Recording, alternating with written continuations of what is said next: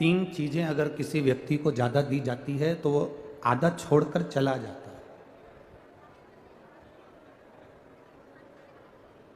तीन चीजें अगर हम किसी व्यक्ति को ज्यादा दे रहे हैं, तीन चीजें अगर हम किसी व्यक्ति को ज्यादा प्रदान कर रहे हैं तो वो अधूरा छोड़ेगा और चले जाएगा।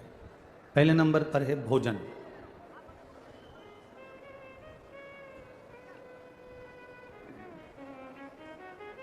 अगर हम किसी व्यक्ति को ज़्यादा भोजन दे दिए हैं, ज़्यादा भोजन हमने परोस दिया है, ज़्यादा भोजन हमने प्रदान कर दिया है, तो ये निश्चित है कि वो ज़्यादा भोजन अगर हमने दिया तो वो आधा छोड़कर चले जाए।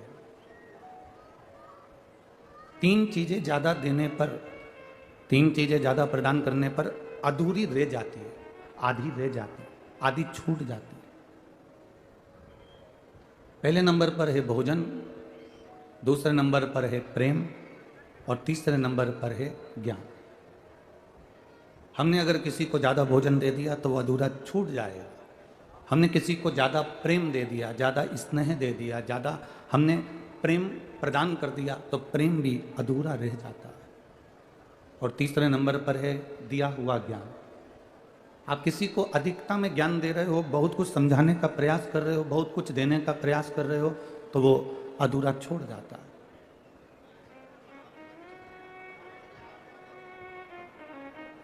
भोजन अधूरा छूट जाता है, ज़्यादा मिलने पर प्रेम अधूरा छूट जाता है, ज़्यादा मिलने पर ज्ञान अधूरा छूट जाता है। पर शिव महापुराण की कथा कहती है भक्ति और विश्वास जितना ज़्यादा मिलता है उतना बढ़ता चले जाता है, ये छूटता नहीं है। भक्ति और विश्वास जितना जितना बढ़ेगा ना उतना सुख का अनुभव हमारे जीवन में होता चले जाएगा।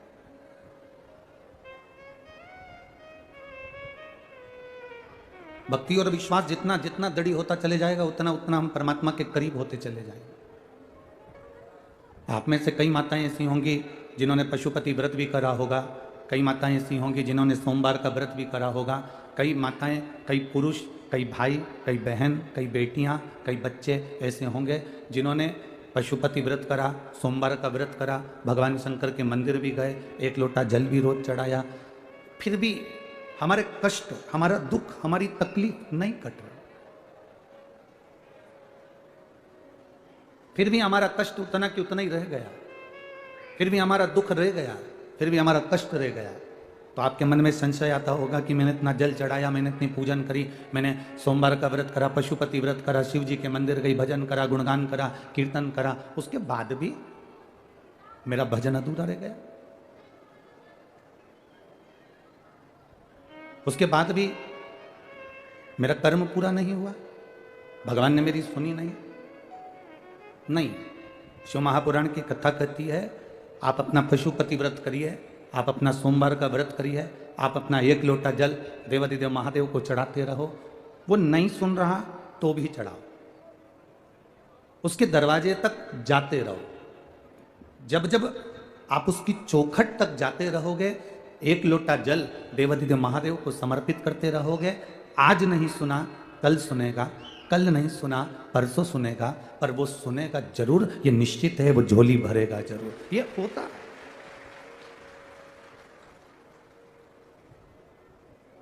अब इतनी सारी इसमें माताएं बैठी है और कोई जम के चिल्ला के कह दे बिमला बाई, तो ढेर सारी बिमला बाई खड़ी हो जाएगी। कोई कहे शांति बाई, तो शांति बाई खड़ी हो जाएगी। जब हम पुकारते हैं, जब हम आवाज़ लगाते हैं, जब हम पुकारने का प्रयास करते हैं, बोलने का प्रयास करते हैं, भगवान नहीं सुनता। भगवान अगर नहीं सुन रहा, उसके बाद भी हम उसको पुकार रहे हैं, उसके बाद भी हम उसको कह रहे हैं, बार बार आवाज़ लगा रहे हैं श्री शिवाय नमस्तुभ्यम, बार बार बोल रहे हैं नमः शिवाय, बार बार बोल रहे हैं ओम नमः शिवाय, बार बार बोल रहे हैं द्वादश अक्षर मंत्र ओम नमो भगवते वासुदेवाय, बार बार हम राम कर रहे हैं, बार बार हम कृष्ण कर रहे हैं, बार बार हम शिव कर रहे हैं, बार बार हम श्री शिवाय नमस्तुभ्यम कर रहे हैं। वो नहीं सुन रहा, उसके बाद भी तुम पुकारते रहो। जब 3, 4, 5, 6 बार आवाज लगाते रहोगे तो निश्चित है एक ना एक बार मेरा महादेव पलट कर जरूर देखेगा और कृपा जरूर करेगा। उसका वो पुकारना तुम छोड़ना नहीं। बोल बम का नारा है, बाबा एक सहारा। आप पुकारना ना छोड़िए, आप भगवान का भजन करना ना छोड़िए, आप भगवान को पुकारना ना छोड़िए।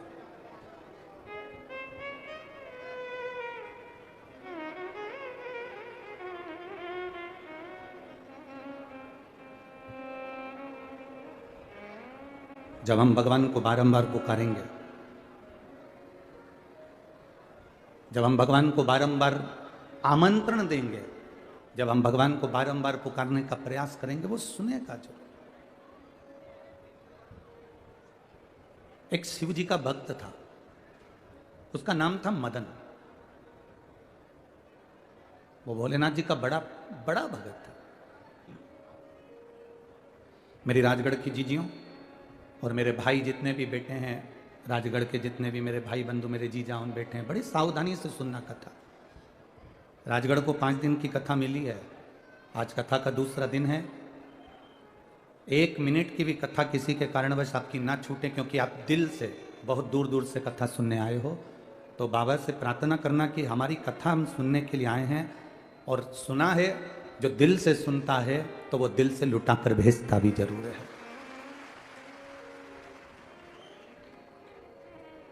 आप दिल से श्रवण करो। एक शिव जी का परम भक्त था मदन, जो भगवान शंकर का परम प्रिय भक्त है। आज तक भगवान शंकर ने उसको कभी दर्शन नहीं दिया,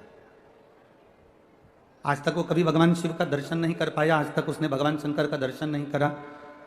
ना शिव जी उसको मिलने आए, ना इसने कभी शिव का दर्शन करा। केवल शिवालय जाता था, शिवालय में जाकर जो मंदिर में भक्त फूल चढ़ाकर जाते थे, उन फूल को उठा लेता था और उन फूल की पंखड़ी को निकालता था, और नीचे का जो डूट होता था, नीचे का जो भाग होता था, उसको फेंक देता था, और फूल की पंखड़ी से शंकर भगवान के मंदिर में शिव जी के आसपास में शंकर जी का श्रृंगार किया करता था।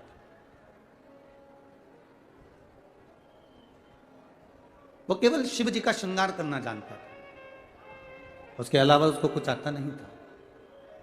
बाबा देवादिदेव महादेव का श्रृंगार करना। आप में से कई माताएं होंगी, आप में से कई बेटियां होंगी, कई भाई होंगे, कई बेटे होंगे, जिन्होंने नियम बना कर रखा होगा कि शंकर जी के मंदिर में मैं जाऊंगा तो वहां पर श्रृंगार कर कर आऊंगा। आप में से कई माताएं ऐसी भी हैं कि भगवान को जल चढ़ाने जाती है तो वहां पड़े हुए फूल से शिव जी का श्रृंगार कर कर आ जाती है। आखिर क्यों? ये श्रृंगार की परिधि, ये श्रृंगार करने की एक नियम, ये श्रृंगार करने का एक क्रम, ये श्रृंगार करने का एक नियम हमारे जीवन में किसने दिया? ये श्रृंगार करने का नियम दिया है भगवान नंदी ने, ये श्रृंगार करने का नियम दिया है माता अंजना ने, ये श्रृंगार करने का नियम दिया है माता पार्वती ने, ये श्रृंगार करने का नियम दिया है माता सती ने, श्रृंगार करने का नियम दिया है श्री तुमरुका जी ने। तुमरुका जी भी चंचुला देवी से कहते हैं, चंचुला अगर किसी के पास में जल भी नहीं है, किसी के पास में फल भी नहीं है, किसी के पास में फूल भी नहीं है, किसी के पास में बेलपत्र भी नहीं है, तो सुन चंचुला, अगर मंदिर में पड़े हुए, मंदिर में भगवान के चढ़े हुए फूल उठाकर भी अगर उसकी नीचे की डूंठ को निकालकर उसकी पंखड़ी से भी अगर कोई देवादिदेव महादेव का श्रृंगार कर देता है तो मेरा महादेव उसकी झोलियां खुशियों से भर देता। अब आप लोग कहेंगे गुरुजी पंखड़ी में और फूल में क्या अंतर है? थोड़ा समझिएगा बहुत सावधानी से।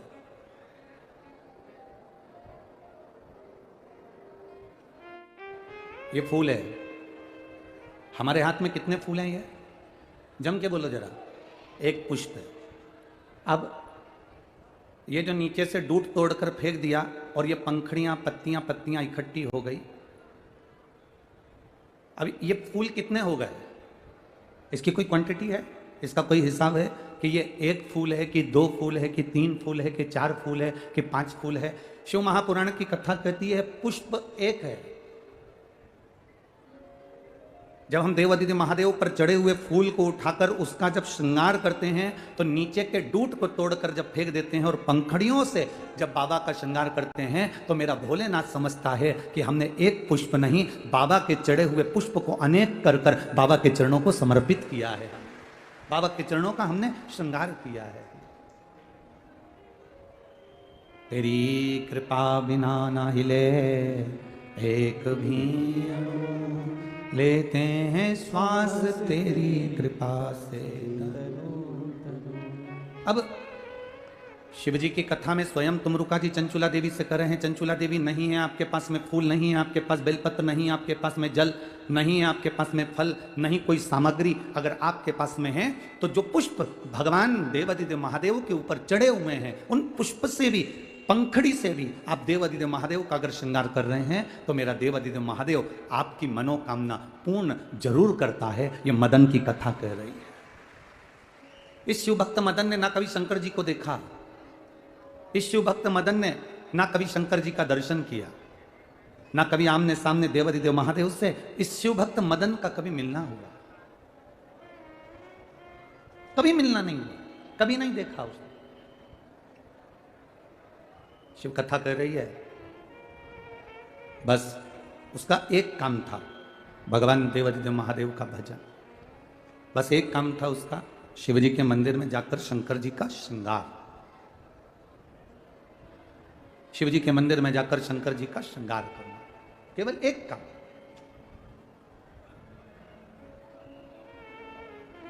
आप में से कितने लोग बैठे हैं जो शंकर जी के मंदिर में कभी कभी भी श्रृंगार कर देते हो? हाथ उठाओ जरा। बहुत सारे हो, कभी कभी श्रृंगार कर देते हो ना?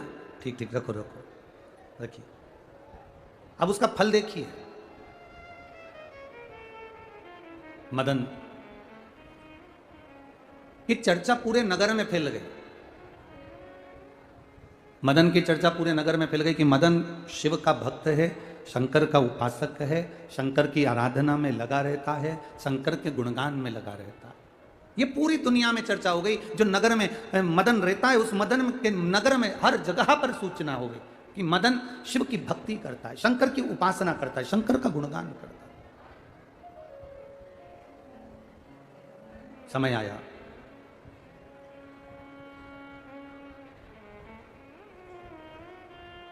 नगर के राजा को सूचना मिली, और नगर के राजा को सूचना मिली तो नगर के राजा ने सूचना पाते से ही, सूचना देने वाला कौन? आप अच्छे हो, आप बुरे हो, आप कैसे हो, ये सूचना आपको नहीं पहुंचाना पड़ती। ये जितने अपने नगर के लोग रहते हैं, जितने अपने मोहल्ले के लोग रहते हैं, जितने अपने परिवार के लोग रहते हैं, ये अपने आप आपकी सूचना को जनमानस तक पहुंचा देते हैं कि आप हो कैसे, आप कैसे हो। ये सूचना जनमानस तक पहुंचाने का कार्य कर देते हैं। कुछ लोग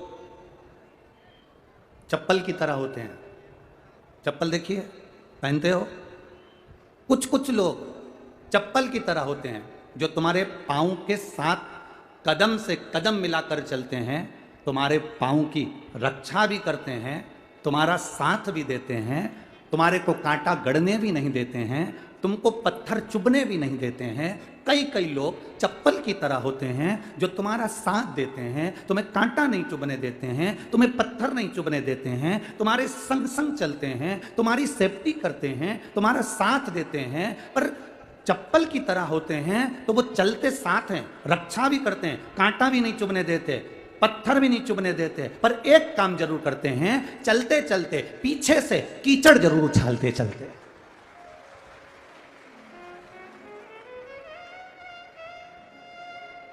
चप्पल क्या करती है?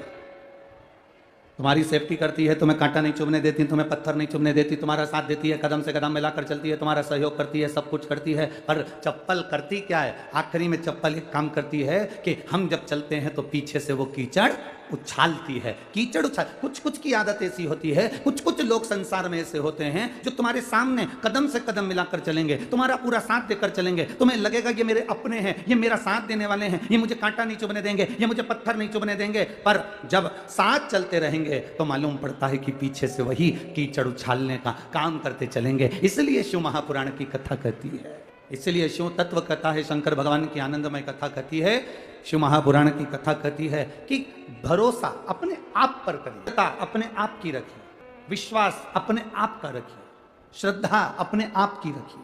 अखबार खोलो तो उसमें नीचे तीसरे या चौथे पेज में अखबार के आता है शेयर मार्केट गिर गया। तीसरे या चौथे पेज पे हमेशा लिखा हुआ आता है शेयर मार्केट गिर गया।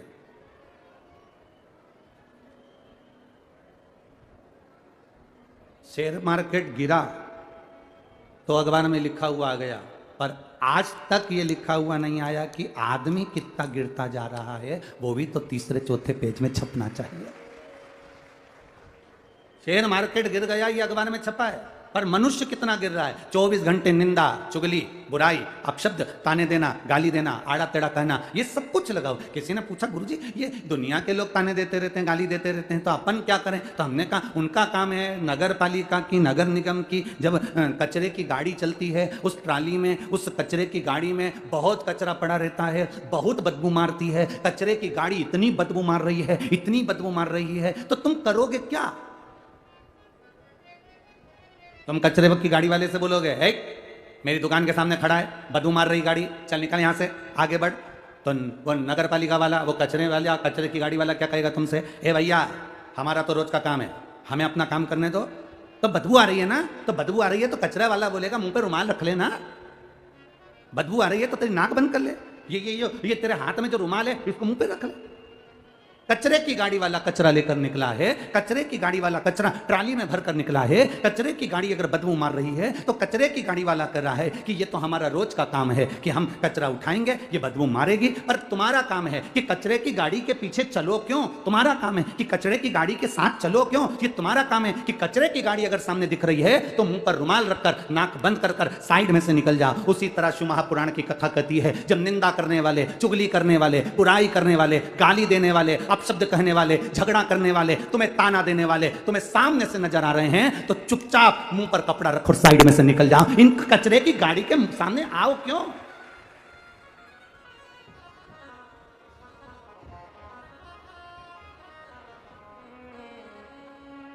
ये कचरे की गाड़ी का काम है बदबू मारना, निंदक का काम है निंदा करना, चुगली करने वाले का काम है चुगली करना, बुराई करने वाले का काम है बुरा कहना, अपशब्द कहने वाले का काम है अपशब्द कहना। तुम कचरे की गाड़ी के साइड में से निकलकर बाहर चले जाओ, क्योंकि उसका काम, वो कह रहा है मेरा काम ही यही है कि मैं निंदा करूंगा, मैं बुराई करूंगा, मैं अपशब्द बोलूंगा, मैं ताना दूंगा, मैं आड़ा टेढ़ा बोलूंगा। तुम साइड से निकलो ना। पर कई लोग ऐसे भी हैं जिनको कचरे की गाड़ी की बदबू बहुत अच्छी लगती है, बहुत अच्छी। कई ऐसे हैं जिनको कचरे की गाड़ी की बदबू, जिनको निंदा बहुत अच्छी लगती है। कोई अगर निंदा कर कर जाए, इतने आप लोग बैठे हो, किसी भी प्रवचन में जाकर बैठना, किसी कथा के अंदर पंडाल में जाकर बैठना, किसी स्थान पर जाकर बैठना, किसी जहां पर अगर कहीं जाकर बैठे हो और अगर कोई तुम्हें भगवान की निंदा करता हुआ मिल जाए, कोई तुम्हें भगवान का अपशब्द कहता हुआ मिल जाए, कोई तुम्हें संत की निंदा करता हुआ मिल जाए, कोई तुम्हें शिव महापुराण की, भागवत की, राम कथा की, राम की, शंकर की, कृष्ण की, कोई संत की, कोई साधु की, कोई गुरु की, किसी सती नारी की, किसी सातित्ववान स्त्री की, किसी कन्या की, किसी बेटी की अगर कोई निंदा करता मिल जाए तो इतने बैठे हो, उस समय पर खड़े होकर तुम सबको बोलना चाहिए, ए महाराज हम कथा सुनने के लिए आए, निंदा सुनने के लिए नहीं आए। उस समय पर तुम्हारी वाणी होना चाहिए, तुम्हारे शब्द होना चाहिए। एक व्हाट्सएप पर, एक फेसबुक पर, एक यूट्यूब पर लोग निंदा लिख देते हैं और तुम उसमें कमेंट्स करना चालू कर देते हो। उसमें तुम्हें लिखना चाहिए, अपने अंदर झांक कर देखिए, बुरा जो देखन में चला, बुरा ना मिलिया कोई। काला चश्मा लगाओगे तो सब काले नजर आएंगे, पीला चश्मा लगाओगे तो सब पीले दिखेंगे, नीला चश्मा लगाओगे तो सब नीले दिखेंगे। ये आपके आंखों पर कौन सा चश्मा चढ़ा है उससे नजर आता है कि आप क्या देख रहे हो। आप में अगर अच्छाई भरी होगी, कई लोग कहते हैं साहब वो व्यक्ति बहुत अच्छा है, तो समझ लो वो व्यक्ति अच्छा नहीं है, आप बहुत अच्छे हो, इसलिए आपने उसकी अच्छाई देख ली है। कई लोग कहते हैं वो हमारी काकी जी है ना बहुत अच्छी हैं, हमारी जीजी बहुत अच्छी हैं। अगर आप कह रहे हो कि वो जीजी अच्छी है तो वो जीजी अच्छी नहीं है, आप अच्छे हो इसलिए आपको वो जीजी अच्छी लग रही है। आप अच्छे हो इसलिए आपको काकी अच्छी लग रही है, आप अच्छे हो इसलिए मामा अच्छे लग रहे हैं, आप अच्छे हो इसलिए फूफा अच्छे लग रहे हैं, आप अच्छे हो इसलिए जमाना अच्छा लग रहा है। जब हमारी दृष्टि अच्छी नहीं तो हमें कुछ भी अच्छा नहीं लगता, कुछ। मदन शिव भक्त है, राजा के पास लोगों ने जाकर सूचना दे दी कि वो तो ढोंग करता है, वो तो प्रपंच करता है, वो तो ढोंगी है। आप रोज शिव जी के मंदिर जाओगे ना, आप रोज जल चढ़ाने जाओगे ना, कुछ लोग ऐसे रहेंगे जो आपकी बड़ाई करेंगे कि बहुत अच्छा है साहब, जाना चाहिए मंदिर में, जल चढ़ाना चाहिए। पर बाहर के तो बाहर के, घर के भी कुछ लोग ऐसे मिल जाएंगे जो आपके मुंह पर नहीं कहेंगे पर पीठ पीछे कह देंगे ये चल दी वो सियोर वाला महाराज की चेली।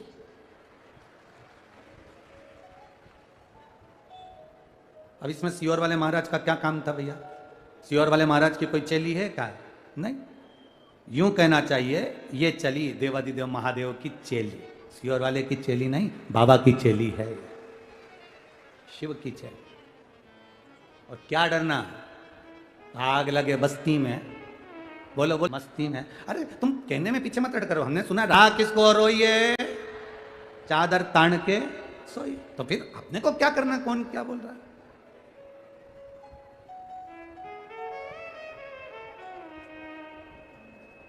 वो कहे अरे मैं सत्संग में जाना जी, चाहे दुनिया ताना मारे,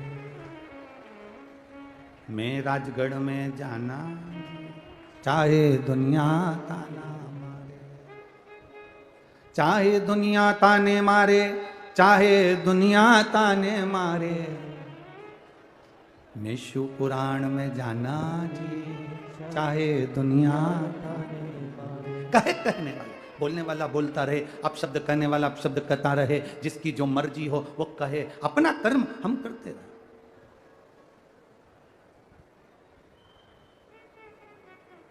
हम अपना भजन करते थे।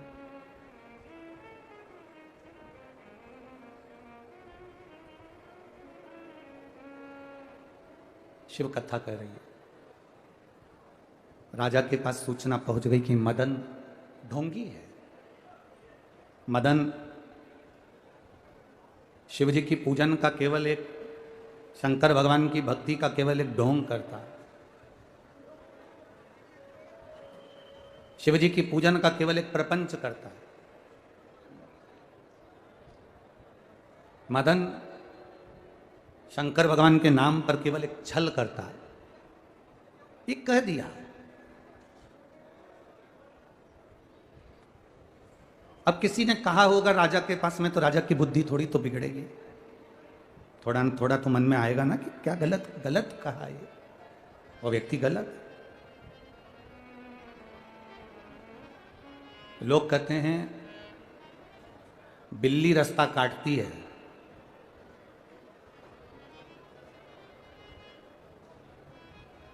लोग दोष जो देते हैं वो बिल्ली को देते हैं कि बिल्ली रास्ता काटती है।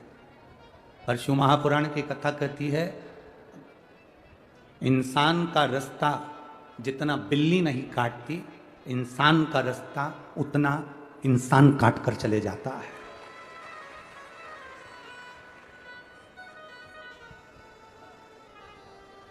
बिल्ली जितना रास्ता नहीं काट रही है जितना मनुष्य मनुष्य का रास्ता काट रहा है। बिल्ली जितना काम नहीं बिगाड़ रही जितना मनुष्य मनुष्य का काम बिगाड़ रहा है।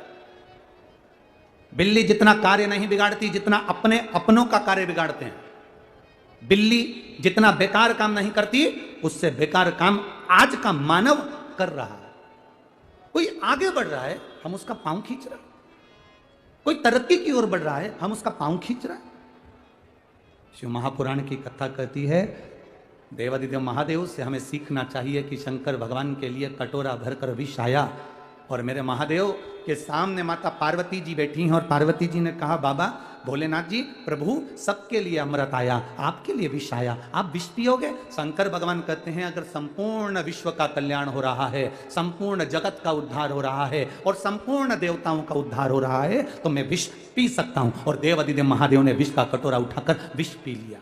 शिव जी ने विष धारण कर लिया जग कल्याण के लिए, विश्व कल्याण के लिए, जगत के उद्धार के लिए, जगत के कल्याण के लिए शंकर भगवान ने विष पी गए।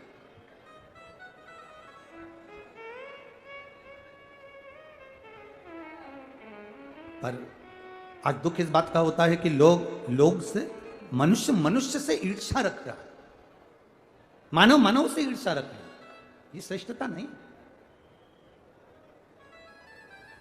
अरे भजन भोले बाबा का करते रहोगे तो संसार सागर से तरते रहोगे।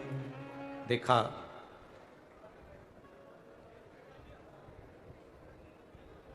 राजा ने सूचना करी, मदन को बुलाया, मदन आओ जरा इधर।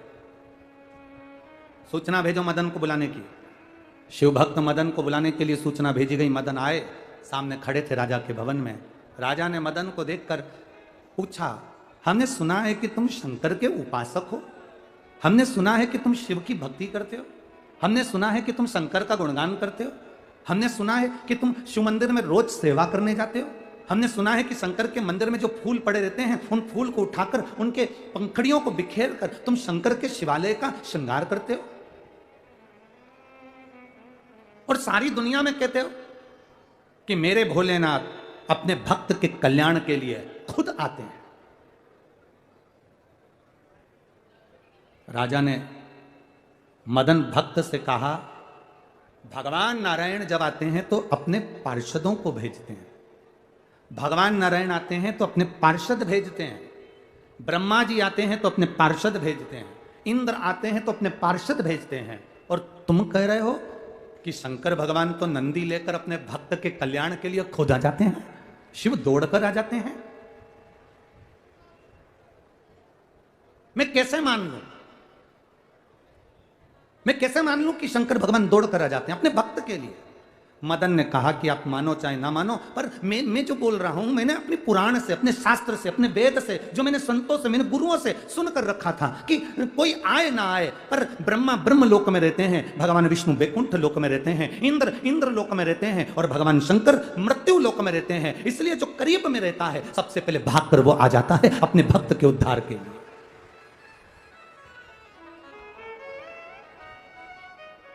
तो शंकर भगवान अपने गणों को क्यों नहीं भेजते? उनके पास भी तो गण इतने सारे हैं। जब इतने सारे गण भगवान शिव जी के पास हैं तो गणों को भेजना चाहिए। नहीं नहीं, भगवान तो अपने भक्त के लिए खुद आते हैं। ऐसा होता है क्या? होता है। अब मदन ने कहा, प्रभु अगर योग लगेगा ना तो मैं आपको बताऊंगा कि मेरा भगवान आखिर अपने भक्त के लिए क्यों आता है। समय आया, मदन ने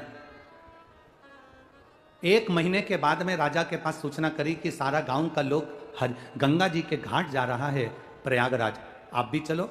राजा ने अपने पूरे परिवार से कहा, चलो, मदन जैसा शंकर का भक्त जा रहा है तो अपन भी चलते हैं। राजा का एक छोटा सा बच्चा था, बहुत छोटा सा था, वो उसको भी लेकर, रानी को लेकर, दासियों को लेकर, दास को लेकर राजा मदन के साथ में गंगा का स्नान करने के लिए प्रयागराज गए। प्रयागराज में मदन ने पहले ही एक चाल चल रखी थी। मदन ने एक नाव वाले से कह रखा था कि उसमें मैं दासी को बिठाऊंगा, दासी राजा के लड़के को लेकर बैठेगी, राजा का लड़का उसमें रहेगा, पर वो राजा का लड़का नहीं रहेगा। मैं नाव में बिठाते समय राजा के लड़के को मेरे चेले को दे दूंगा और उसमें एक मोम का पुतला राजा के लड़के के कपड़े पहनाकर मैं दासी के हाथ में दूंगा। दासी से कह दिया कि जब बीच मझधार में नाव पहुंचे तो तुम नाव को डोलाना और डोलाते डोलाते बच्चे को पानी में फेंक देना। जो मोम का पुतला है उसको पानी में फेंक देना, पानी में फेंकना और चिल्लाना, राजा का बेटा पानी में गिर गया। बस इतना करना है तुमको। मदन ने लीला रची।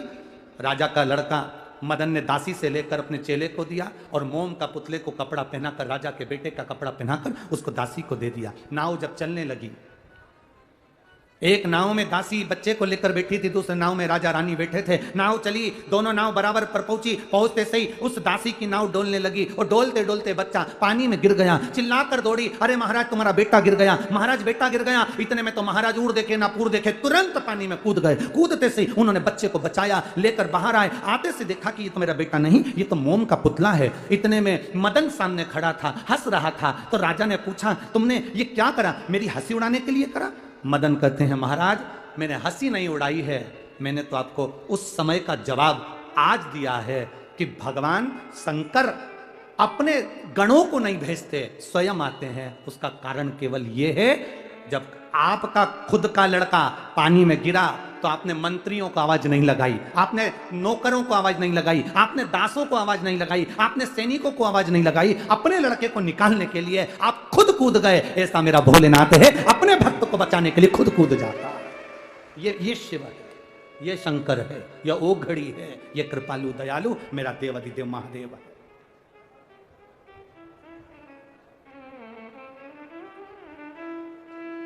लोग कहते हैं, सियोर वाले महाराज कहते हैं कि भगवान ब्रह्मा ब्रह्म लोक में, भगवान विष्णु वैकुंठ लोक में, इंद्र इंद्र लोक में, सारे देवता अपने लोक में। सियोर वाला महाराज कहता रहता है, शिव पृथ्वी लोक मृत्यु लोक में है, बुलाओ उनको तुरंत आ जाते हैं। ऐसा क्या है? पिता है, अपने बच्चे को तकलीफ में देखता है, अपनी बेटियों को तकलीफ में देखता है, किसी की आंख में जल देखता है। और अगर वो शंकर का उपासक है तो मेरा शिव तुम्हें रोता हुआ कभी नहीं देख सकता, वो तुरंत दौड़ कर आ जाता है। वो घड़ी है,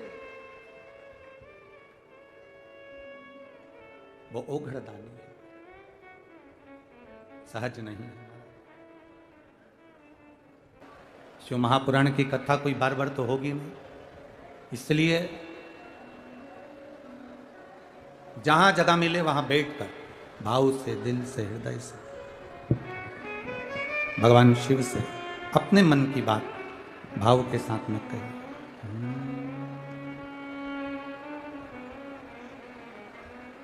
श्री शिवाय नमस्तुभ्यं। श्री शिवाय नमस्तुभ्यं। श्री शिवाय नमस्तुभ्यं। श्री शिवाय नमस्तुभ्यं। श्री शिवाय नमस्तुभ्यं। भोला सब दुख काटो हमारा, ओ भोला सब दुख काटो हमारा। शिव शंकर जपो तेरी माला, भोले बाबा जपो तेरी माला। भोला सब दुख काटो हमारा, ओ भोला सब दुख काटो हमारा। मेरा ओघड़दानी स्वयं आता है, वो किसी गण को नहीं भेजता। मेरा बाबा किसी पार्षद को नहीं भेजता। मेरा बाबा भक्त के कल्याण के लिए स्वयं आता है। और हुआ मां अंजना देवी, जिनके घर में संतान की प्राप्ति नहीं हुई, औलाद नहीं हुई, संतान का सुख नहीं हुआ। जब संतान की प्राप्ति नहीं हुई तो अंजना देवी मातंग बाबा के सम्मुख में बैठकर भगवान शिव की आराधना के लिए जागरूक हुई। और मातंग बाबा ने कहा कि केवल एक काम करो, पार्थिव शिवलिंग का निर्माण कर कर उसकी पूजन और उसकी आराधना करो। भरोसा अगर पक्का है, दृढ़ता यदि पक्की है, तो मेरे काल अधिपति महाकाल राजा को तुम्हारे सम्मुख में आना ही पड़ता है। अगर विश्वास पक्का है, माता अंजना, मां स्वयं अंजना देवी, माता अंजना मातंग बाबा के बताए अनुसार सेवा में तल्लीन हो गए।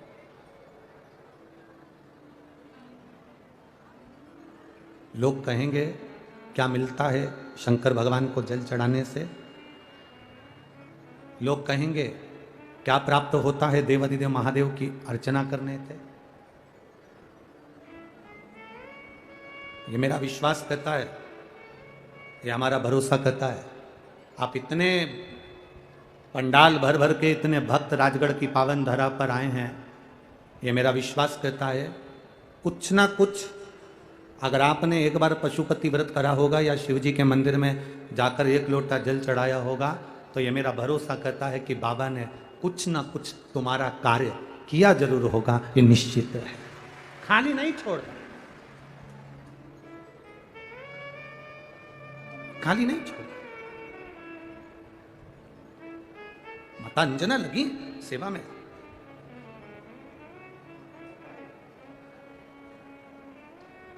पार्थिव शिवलिंग का निर्माण करना, उसका पूजन करना।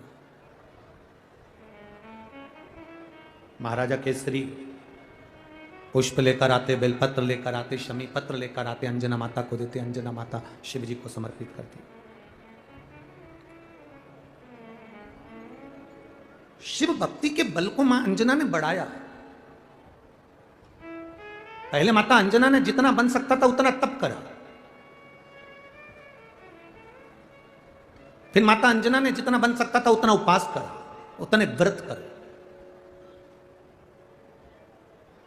फिर माता अंजना ने जितना बन सकता था उतनी साधना करी, उतनी साधना।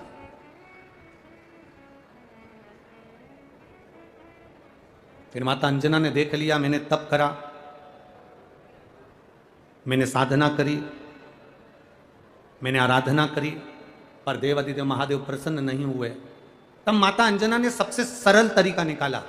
और जीजियों, मेरे बहन मेरे भाई जितने भी आस्था चैनल पर कथा सुन रहे हैं, जितने फेसबुक यूट्यूब पर कथा श्रवण कर रहे हैं, ये तेज शिव महापुराण की कथा को जब आप श्रवण कर रहे हैं राजगढ़ की पावन धरा पर, आप भी अपने भीतर ये बात उतार लेना, अगर व्रत से मेरा महादेव प्रसन्न नहीं हो रहा, तुम्हारे तप करने से मेरा महादेव प्रसन्न नहीं हो रहा, तुम्हारी साधना करने से मेरा महादेव प्रसन्न नहीं हो रहा, तुम्हारी आराधना करने से अगर मेरा महादेव प्रसन्न नहीं हो रहा, तो एक नियम बना लो, किसी भी शिवालय में जाकर उस शिवालय में अगर कोई कचरा पड़ा हो, उस शिवालय में कोई निर्माल्य पड़ा हो, उस शिवालय में पानी ढुला पड़ा हो, तो अपने हाथ से उस शिवालय की सफाई करना प्रारंभ कर दो। बाबा तुम्हारे जीवन का दरिद्र साफ कर देगा, तुम्हारे जीवन का कष्ट भगवान स्वयं साफ कर देगा। आप एक नियम बना लो कि अब मेरे को ये करना। तब करा, साधना करी, आराधना करी, कुछ नहीं, तब माता अंजना ने एक नियम बना लिया कि मैं शंकर के शिवालय में जाती हूँ, शिवालय में जाकर मैं आराधना करती हूँ, पर शिवालय में कोई भोग लगाने वाला नहीं मिलता, शिवालय में कोई भगवान को भोजन कराने वाला नहीं मिलता। जब भाव शुद्ध होते हैं तो अंदर ये भाव अपने आप पैदा हो जाते हैं, अंदर ये भाव अपने आप प्रकट हो जाते हैं। अब अंजना माता ने क्या करा, रोज प्रतिदिन बाबा के लिए एक सुंदर पकवान बनाकर मां अंजना बाबा के सामने लेकर जाती और भोग लगाती। एक बार हमने भी आप लोगों से कहा था, मान लो अगर 10 साल हो गए, 12 साल हो गए, 15 साल हो गए और 20 साल हो गए और संतान का सुख नहीं है, उदास नहीं होना, कभी प्रयास करना कि सोमवार की अष्टमी का दिन हो, बेलपत्री की छांव हो, उस बेलपत्री की छांव के नीचे किसी ब्राह्मण ब्राह्मणी को उसके बच्चे के साथ गोदी में बिठवाकर मीठे का भोग, भगवान का चढ़ा हुआ, शंकर भगवान को भोग लगा हुआ खीर आदि हलवा प्रसाद जो भी हो वो उसको खिला दें, और उसका जो बचा हुआ थोड़ा सा भाग है, थोड़ा सा अंश मात्र है, वो भाग दोनों पति पत्नी उस बेलपत्री की छाया में बैठकर उसको खा ले। बाबा देवाधिदेव महादेव की कृपा जरूर होती। पंडाल यहाँ से लेकर वहाँ तक सब भरे पड़े हुए हैं, तो लोग धूप में रोड पर अपना अपना छाता लगाकर पन्नियाँ बांधकर धूप में बैठे हो, पर इतना विश्वास रखना, तुम भले धूप में बैठे हो पर मेरे बाबा की शरणागति से खाली नहीं जाओगे, वो झोलियाँ भर कर जरूर भेजोगे, खाली नहीं भेज सकता। उसका भरोसा, मां अंजना ने बस नियम बनाया, देवाधिदेव महादेव को भोग लगाना है, शिव भूखे रह जाते हैं, शंकर भगवान को भोग नहीं लगता, मैं नियम बनाती हूं। अंजना देवी ने विचार कर लिया कि मैं शंकर भगवान को भोग लगाऊंगी। अब तुम भी एक नियम बना लो कि मैं शिव जी के मंदिर में एक लोटा जल चढ़ाऊंगी। तुम भी एक नियम बना लो कि मैं शंकर भगवान के मंदिर में एक चावल का दाना शंकर को समर्पित करूंगी। मैं शंकर के मंदिर में जब भी जाऊंगी तो शिवालय के मंदिर में जाकर सफाई करूंगी।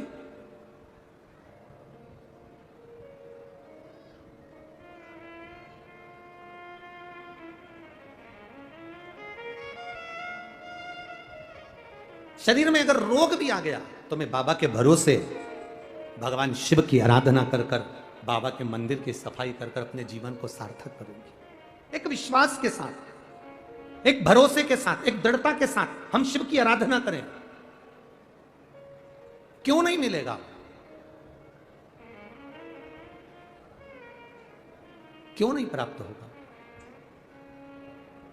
माता अंजना प्रसाद तैयार करती, बाबा को भोग लगा। हम पहले भी कथा में कहे, पशुपति व्रत करने वाली माताओं से निवेदन है, आप बाजार से प्रसाद को खरीदे ना। पशुपति व्रत का नियम अगर आपने लिया है तो घर में, अपने घर के अंदर प्रसाद का निर्माण करें। अपने घर के अंदर खीर बनाए, हलवा बनाए, मीठा चावल बना लो, मीठा भात बना लो, मीठी खीर बना लो, जो तुम बना सकते हो, मीठे का प्रसाद अपने घर में बनाओ। और पशुपति व्रत करने वाली माता इतना याद रखना कि कढ़ैया में, भगोनी में, पात्र में जितना तुमने बनाया है वो सारा की सारा मंदिर में जाना चाहिए। उसके घर के अंदर ये नहीं कि मैं आधा प्रसाद ले जाती हूँ, आधा घर में छोड़ जाती हूँ तो बच्चों के काम आ जाएगा। ना ना ना, अगर तुमने प्रसाद के हिस्से घर के अंदर ही कर दिए तो वो पशुपति व्रत तुम्हारा स्वीकार नहीं होता। तुमने जो प्रसाद बनाया है, इसलिए शिव महापुराण की कथा कहती है उतना ही बनाओ जितना तुम्हें मंदिर ले जाना है। उतना ही प्राप्त बनाकर ले जाओ जितना तुम्हें मंदिर के अंदर ले जाना है। ये नहीं कि कढ़ैया में ज्यादा बन गया तो आधा घर में छोड़ गई, आधा मंदिर में ले गई, आधा घर में छोड़ दिया और आधा मंदिर ले गई, तो प्रसाद के 2 हिस्से तो वहीं पर हो गए, प्रसाद के हिस्से वहीं की वहीं हो गए। इसलिए वो पशुपति व्रत भगवान स्वीकार नहीं करते। आप हलवा बनाया है उतना बनाओ जितना मंदिर में जाकर 3 हिस्से हो जाए, खीर बनाई है उतना बनाओ जितना मंदिर के अंदर जाकर 3 हिस्से हो जाए, मीठा चावल बनाया उतना बनाओ जितना मंदिर के अंदर जाकर 3 हिस्से हो जाए। पात्र में रख कर नहीं जाना कि मेरे बच्चों के लिए रख जाती हूं, पति के लिए रख जाती हूं, परिवार वालों के लिए रख जाती हूं, तो वो 2 हिस्से हो जाएंगे। 2 हिस्से हो गए फिर उस प्रसाद का कोई मतलब नहीं, उसकी कोई मूलता नहीं। कई माताएं कहती हैं हमने 2 बार पशुपति व्रत करा गुरुजी, भगवान ने हमारी क्यों नहीं सुनी। हम कहते हैं वो आए नहीं, सुबह हो गई, मेरी पूजा की थाली धरी की धरी रह गई। क्यों नहीं आए, कभी विचार करना, जरूर मेरी पूजा में कोई ना कोई कमी रह गई। हमारी आराधना में, हमारी साधना में, हमारी पूजन में जरूर कुछ ना कुछ कमी है। इसलिए मेरा विश्वनाथ, मेरा शंभु, मेरा महाकाल, मेरा वैद्यनाथ, मेरा कुबेर भंडारी तुम्हारी झोली भरने नहीं पहुंच पाया। कुछ कमी है हमारे विचारों में, हमारी सोच में, हमारे विश्वास में कमी जरूर है।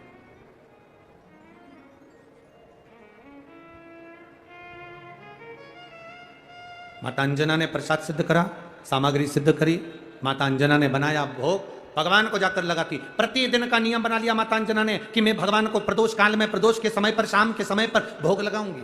ये हमारे यहाँ शास्त्र सम्मत कथा है। शिव महापुराण की कथा आज भी कहती है महाराज, शंकर भगवान का चरित्र वर्णन करता है। पहले हमारे यहाँ सनातन धर्म में, हिंदू धर्म के अंतर्गत हमारे यहाँ पक्षी का दाना निकालते थे, मछली के लिए दाना निकालते थे, नदी में डालने के लिए, चींटी के लिए दाना निकालते थे। हमारे यहाँ गाय की रोटी निकालते थे, कुत्ता की रोटी निकालते थे। ये हमारे सनातन धर्म में जो चीजें चली आ रही हैं, ये कोई अलग नहीं है, इसको हमारे सनातन धर्म में लिया गया है। आज भी प्रदोष काल में शाम के समय अगर किसी वृक्ष के नीचे जाकर थोड़ा सा मीठा, थोड़ी सी कोई सामग्री हम अगर वृक्ष के नीचे समर्पित करते हैं तो उससे हमारे पितृ भी प्रसन्न होते हैं और हमारे कुल देवता भी प्रसन्न होते हैं और हमारी झोली भरते हैं। ये हमारा तत्व कहता है, ये हमारा सुख कहता है।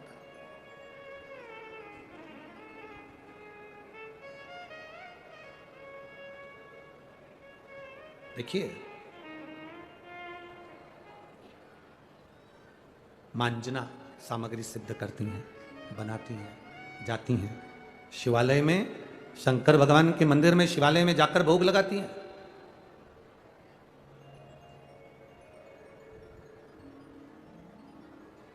भोग लगाया, प्रणाम करा, आई वापिस।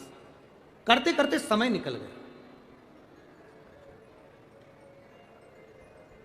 कई वर्ष निकल गए माता अंजना के ऐसे तप साधना करते हुए, ऐसे भोग लगाते लगाते। आप तो केवल 5 सोमवार पशुपति नाथ के व्रत में भोग लगाते हो तो तुम्हारे मन में आता है कि मैंने भोग लगाया, पर माता अंजना को कई वर्ष निकल गए केवल भगवान के मंदिर में, शिवालय में, शंकर की चौखट पर जाकर भोग लगाने में। आज माता अंजना ने विचार करा, मेरे देवाधिदेव महादेव को आज तक मैंने 56 भोग नहीं लगाए, आज मेरे महादेव को मैं 56 भोग लगाऊंगी। अंजना माता ने केसरी महाराज से कहकर सामग्रियां सिद्ध करना प्रारंभ कर दी, बनाना प्रारंभ कर दिया। और जो माता अंजना ने बनाना प्रारंभ करा, जो माता अंजना ने सामग्री बनाना प्रारंभ करा, 56 भोग बनाकर माता अंजना ने रख दिए। अब भोलेनाथ की कृपा देखिए कैसी रही, मेरे शंकर भगवान एक भिखारी का, एक भिक्षुक का रूप रखकर अंजना के दरवाजे पर पहुंच गए, अंजना की चौखट पर। मेरे शिव, मेरे ओघड़दानी, मेरे दयालु शंकर।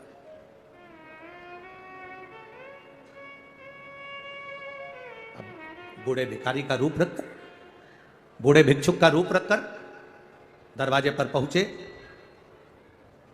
द्वार पर पहुंचकर अलख लगाई। और यही हमारा जीवन, यही हमारी सार्थकता।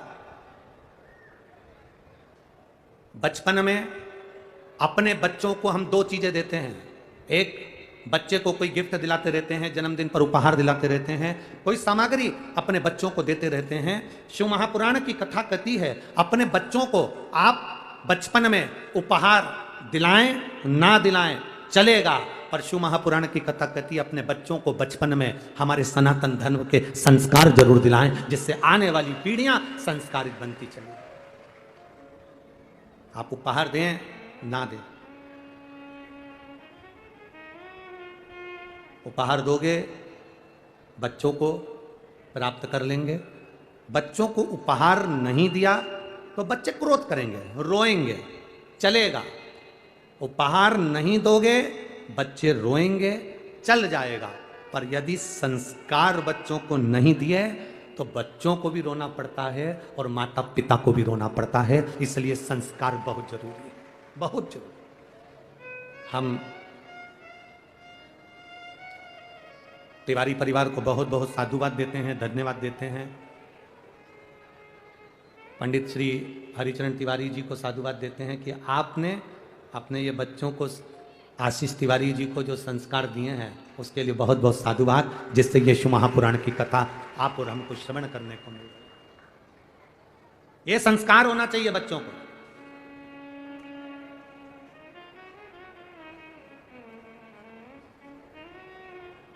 मर्यादा में रहना, मर्यादा में बोलना, सबके प्रति आदर का भाव रखना, ये संस्कार होना चाहिए।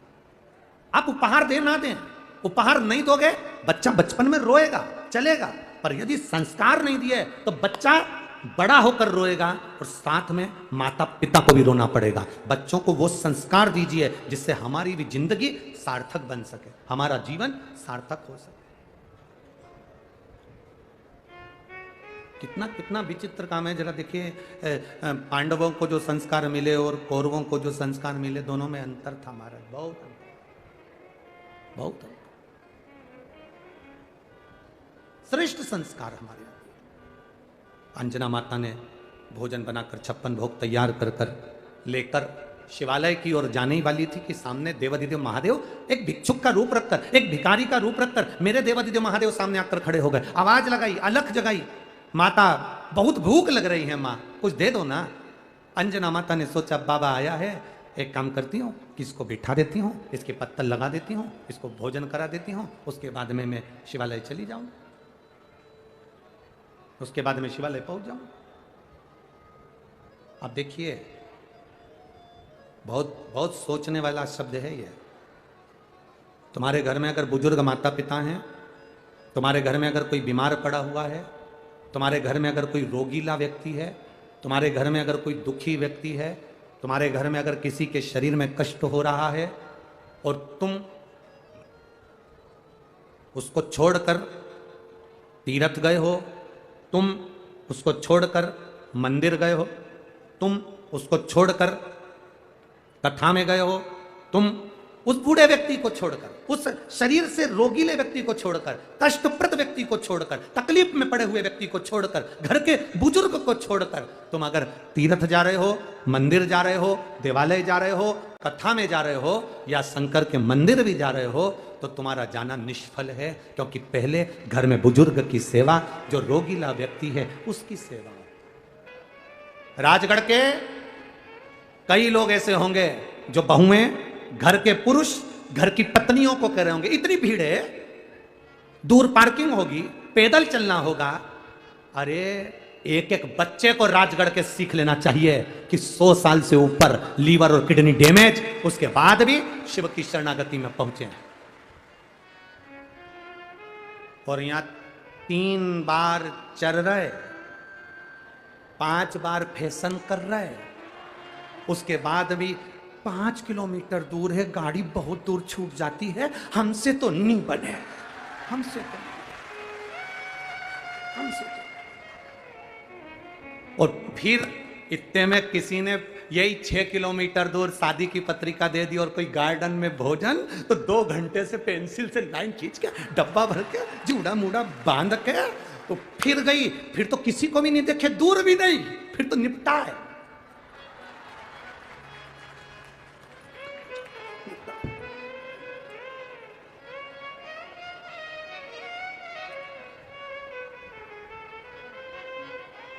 पानी पतासे वाले के पास पहुंच गई, गिने खाओ।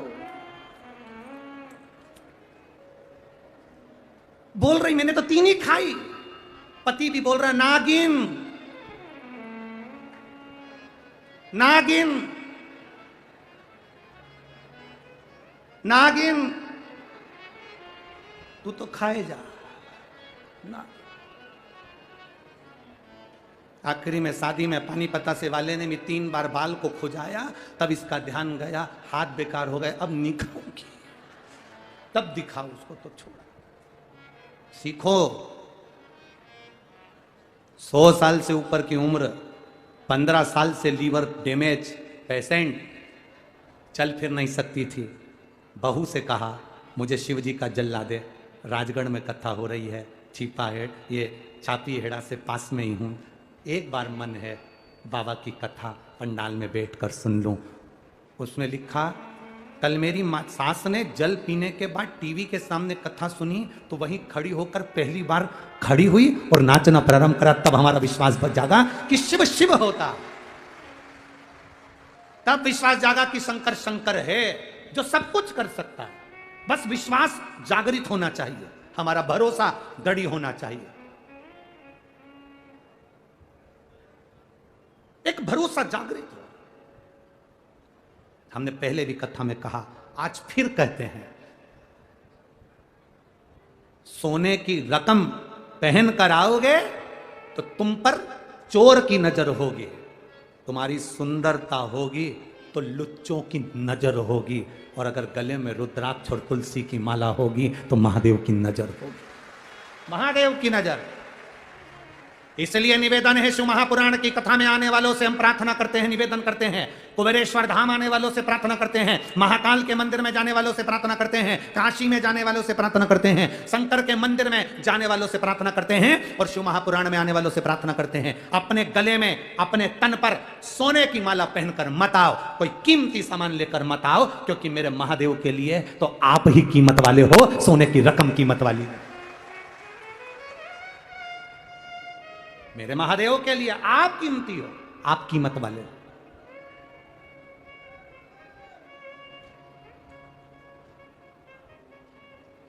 मत पहनो, क्यों पहन के आना, ढेर सारा सामान। और देखो, आप तो मालवा के रहने वाले हो, और इस पवित्र राजगढ़ की भूमि के नजदीक में सेमली धाम है, जहां के परम पूज्य संत श्री कमल किशोर जी नागर हैं, जिन्होंने पूरे मालवा का एक इतिहास रचा है। परम पूज्य संत श्री कमल किशोर जी नागर जी, जो पूरे मालवा का एक इतिहास रचे हैं, गौ माता की सेवा, संत सेवा, गुरु सेवा, साधक सेवा और जीव की सेवा, ये उन्होंने सिखाया। उन्होंने सिखाया कि ये आडंबर की जरूरत नहीं, ये दिखावे की जरूरत नहीं। तो वो शिव के भक्त हैं, वो भी एक ही बात कहते हैं कि आडंबर मेरे शंकर को प्रिय नहीं है, आडंबर की प्रियता मेरे भोलेनाथ को नहीं।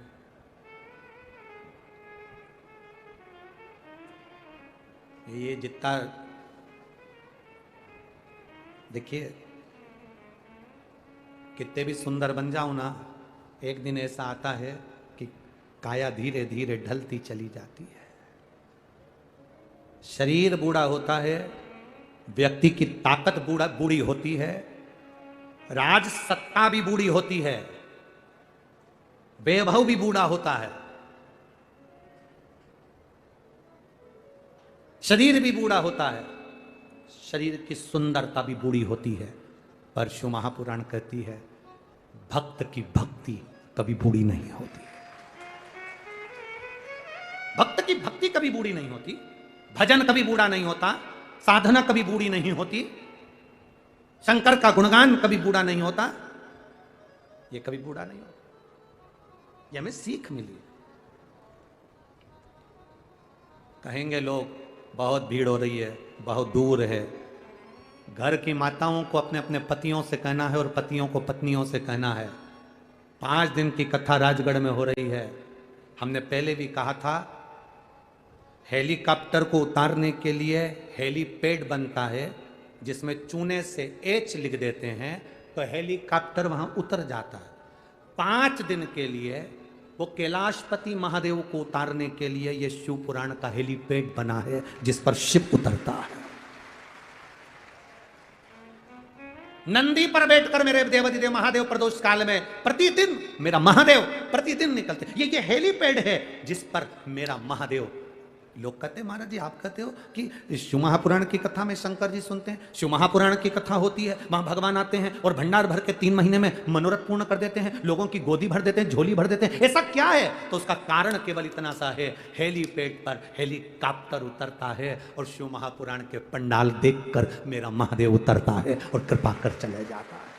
ये उसकी करुणा, ये उसकी उदारता, ये तो जीवन की एक सिद्धता है, जीवन का एक आनंद है। भक्ति को कम नहीं होने देना, विश्वास को कम मत होने देना, तुम्हारे भरोसे को टूटने मत देना। कोई कितना ही कहे नहीं साहब 5 दिन की कथा है, मेरा शिव महापुराण छूटना ना चाहिए, मैं जाऊंगी शिव कथा सुन। लोग कहेंगे टीवी पर तो आ रही है, नहीं साहब टीवी पर तो मैं रोज सुनती हूँ, पर आज अपने नगर में हो रही है, अपने क्षेत्र में हो रही है, 100 किलोमीटर दूर, 50 किलोमीटर दूर मेरे बाबा ने मुझे बुलाया है, मैं जाऊंगी। धन्यवाद दूंगा मैं इस क्षेत्र के। मैंने देखा फूलमाली समाज, यहाँ रास्ते में फूलमाली समाज भंडारा चला रही है, हमने रास्ते में देखा कई परिवार, कोई पानी पिला रहा, कोई कुछ कर रहा, कोई कुछ कर रहा, साथ कोई ने अपने ट्रैक्टर अपने अपने गांव में लगा दिए, चलो शिव कथा सुनने के लिए, कोई ने अपनी अपनी गाड़ियां डीजल डलवा कर लगा दी, चलो शिव महापुराण की कथा सुनने के लिए। साधु वास्तव में राजगढ़ राजगढ़ है और गढ़ है माँ जालपा मैया का, इसलिए ये राजगढ़ सहज सरल और आनंदित, ये शिव तत्व है, इसमें शिव भक्ति है इसमें। और तेरी कृपा बिना न हिले एक भी अणु। माँ अंजना देवी 56 भोग बनाकर बैठी थी और बाबा भोलेनाथ बूढ़े का रूप लगकर, भिखारी का रूप रखकर मां अंजना देवी के सामने आ गए, मुझे भूख लगी है। अंजना माता ने पत्तल लगा दी बाबा को भोजन लगाने के लिए। बूढ़े बाबा भिखारी का रूप रखकर बोले ये भोजन थोड़ी ना चाहिए, जो तुमने 56 भोग अंदर बनाए हैं वो भोजन मुझे ला कर दो। अंजना माता कहती है बाबा आपके सामने जो भोजन रखा है वो करिए ना, वो 56 भोग तो मेरे शंकर भगवान के लिए है, वो 56 भोग तो मेरे देवाधिदेव महादेव के लिए। ना ना हम ये भोजन नहीं करेंगे, हमें तो वही 56 भोग चाहिए जो तुमने बनाया। कभी कभी पशुपति व्रत में बच्चे जिद पर अड़ जाते हैं, माँ जो तू बना रही है मुझे वही चाहिए, जो तूने खीर बनाई वही चाहिए। माँ कह रही बेटा भी पशुपति व्रत की है, नहीं मुझे तो चाहिए। कभी कभी ऐसा होता है दीपावली पे माताएं गुजिया बनाती है, पपड़िया बनाती है, मठरी बनाती है, मिक्सचर बनाती है और बच्चे वहीं खड़े रहते हैं, माँ मुझे गुजिया दे। माँ कहती है बेटा लक्ष्मी जी की पूजन होगी तब तो देंगे ना। नहीं नहीं तो मुझे अब भी दे, अब भी दे।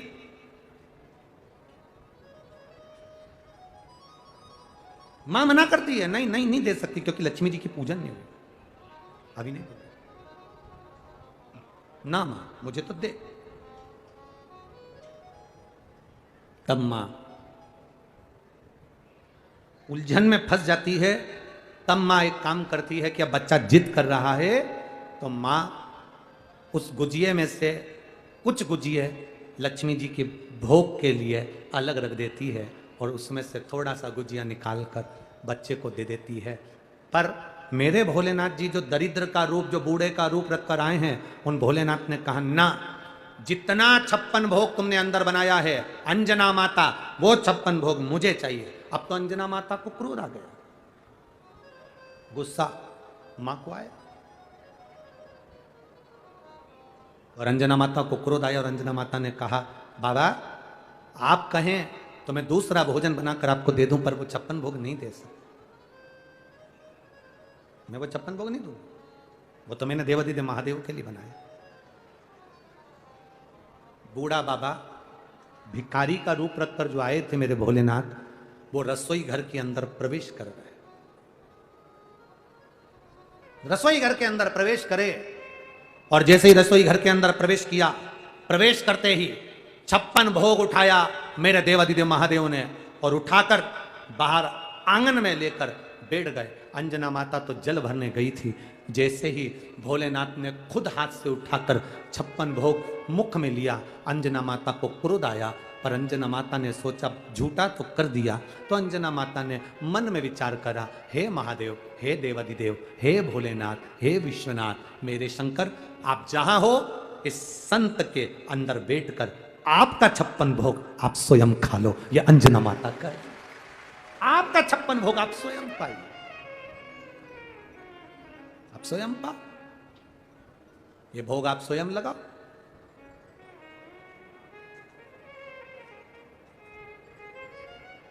बस शंकर भगवान उसी दरिद्र भिखारी के भीतर से सम्मुख में मेरा कालाधिपति, जटाधारी, मुकुटधारी, चंद्रधारी, त्रिपुंडधारी, त्रिशूलधारी मेरा शिव प्रकट हो गया।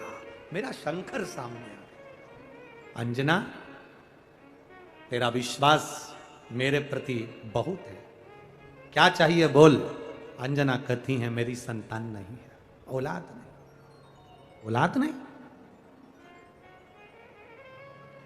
पर अंजना, तेरे भाग्य में संतान का सुख नहीं।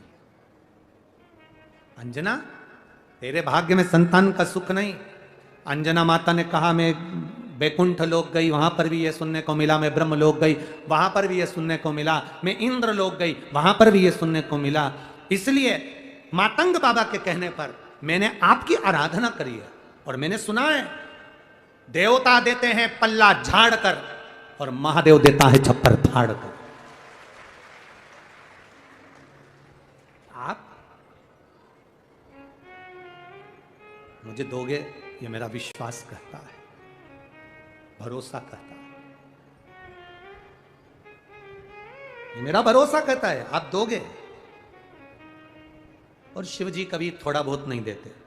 भगवान कृष्ण के घर में जब औलाद नहीं हुई, भगवान कृष्ण के घर में जब संतान नहीं हुई, तब गर्गाचार्य बाबा के कहने पर अपनी रानियों के साथ बैठकर 11-11 दिन तक अनुष्ठान करे, तो भगवान शंकर ने एक एक रानी को 11-11 संतान दी।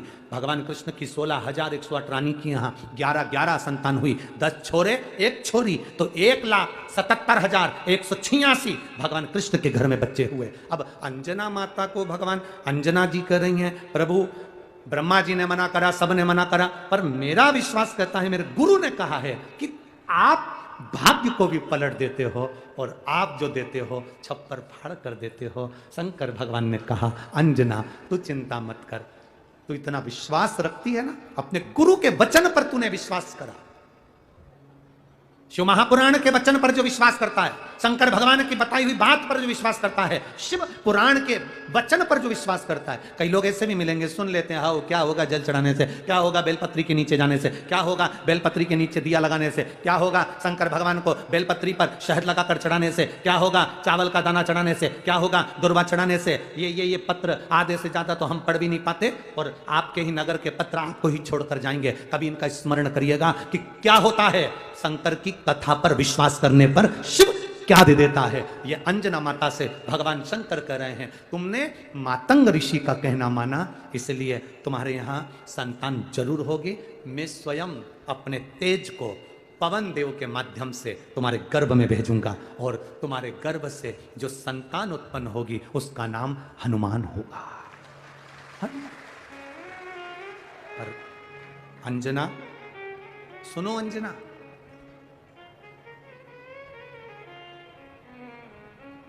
अंजना सुनो,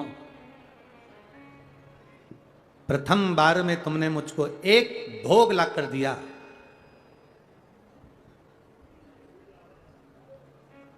56 भोग में से प्रथम भोग मुझे ला कर दिया, और आखिरी के 5 भोग रह गए थे। इसलिए अंजना तुम चिंता मत करना, तुम्हारे गर्भ से भी केवल एक पुत्र नहीं, तुम्हारे गर्भ से 6 पुत्रों का भी जन्म होगा।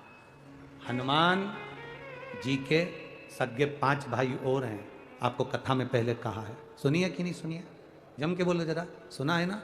हनुमान जी के 5 भाई और हैं, गतिमान, व्रतिमान, रतिमान, कैतुमान, ऐसे हनुमान जी के 5 भाइयों का क्रम और आता है शिव महापुराण के अंतर्गत। 5 भाई, अकेले नहीं हनुमान। हमने गतिमान का तो वर्णन आपको पहले भी करा है, कि हनुमान जी के चरण के सिंदूर से जिस फैक्ट्री को, जिस गाड़ी को, जिस लोहे का जो कारखाना हो जो नहीं चल रहा हो, गाड़ी बार बार खराब हो रही हो और बार बार एक्सीडेंट हो रहे हो, बार बार तकलीफ भोग रहे हो, तो श्री हनुमान जी के भाई गतिमान का नाम लेकर स्वस्तिक बनाने का बोला था। याद है किसी को? जिसको याद है यार हाथ उठाओ। याद है आप लोगों को? रखिए रखिए। गतिमान हनुमान जी के भाई हैं, तुम चिंता ना करो। और समय आया और उस समय के अंतर्गत मां के सुंदर आनंद से पवन तनय संकट हरन मंगल मूर्ति रूप राम लखन सीता सहित हृदय बसौ सुरभूप। शिव के एक अंश मात्र, शंकर का एक स्वरूप माता अंजना के गर्भ में पहुंच गया।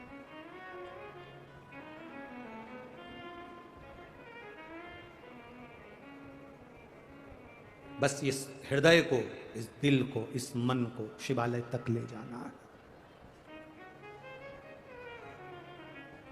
और जब ये मन, जब ये चित्त शिवालय तक पहुंच जाए तो समझ लो कि तुम्हारी जिंदगी की सार्थकता हो गई। सार्थकता है तुम्हारे जीवन की। वो कहे काशी का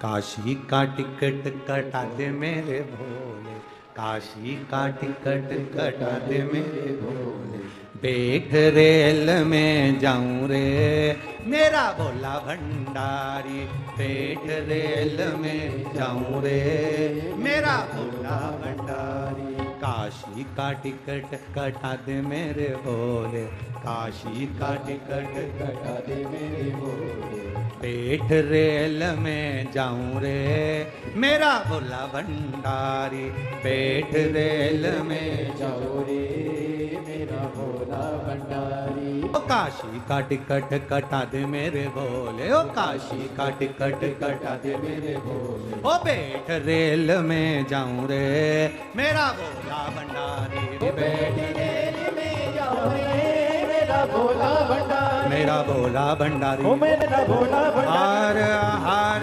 महादेव है। अपने स्थान पर बैठकर भगवान शिव जी से अपने मन की बात, बाबा देवाधिदेव महादेव से अपने हृदय की बात भगवान शिव से भाव के साथ कहिए। शिवाय नमस्तुभ्यं भोला सब दुख काटो हमारा, ओ भोला सब दुख काटो हमारा।